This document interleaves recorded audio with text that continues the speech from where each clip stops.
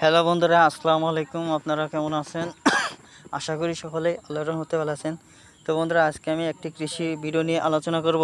তো বন্ধুরা, আপনারা সকলেই জানেন বাংলাদেশ একটি কৃষি প্রধান দেশ। তো বন্ধুরা, কৃষি প্রধান দেশে কিন্তু বাংলাদেশের গ্রামগঞ্জে অঞ্চলে অনেক ধরনের সবজি গাছ, ফসলাদি গাছ এবং কি বন্ধুরা অনেক ধরনের আরও বিভিন্ন জাতীয় ফসল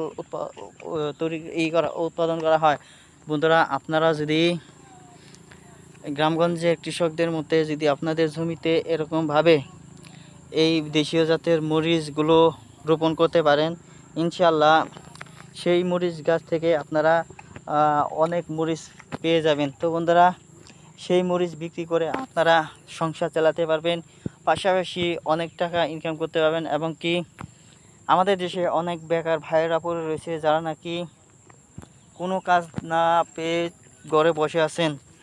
সেই সমস্ত ভাইদেরকে বলবো, তারা আমাদের কাছ থেকে বা বিভিন্ন ধরনের গ্রামগঞ্জের কৃষকদের কাছ থেকে পরামর্শ নিয়ে ভালো মানের জাতের মরিচের চারা বীজগুলো নিয়ে তারপর সেইগুলো যদি আপনাদের জমিতে রোপণ করতে পারেন, পর্যাপ্ত পরিমাণ সার এবং কি পটাশ দিয়ে, তারপর ভাইরা দেখতে পারবেন মরিচের বাম্পার ফলন দেখা দিবে। এবং কি সেই মরিচগুলো বাজারে বিক্রি করে লক্ষ লক্ষ টাকা ইনকাম করতে পারবেন খুব সহজেই।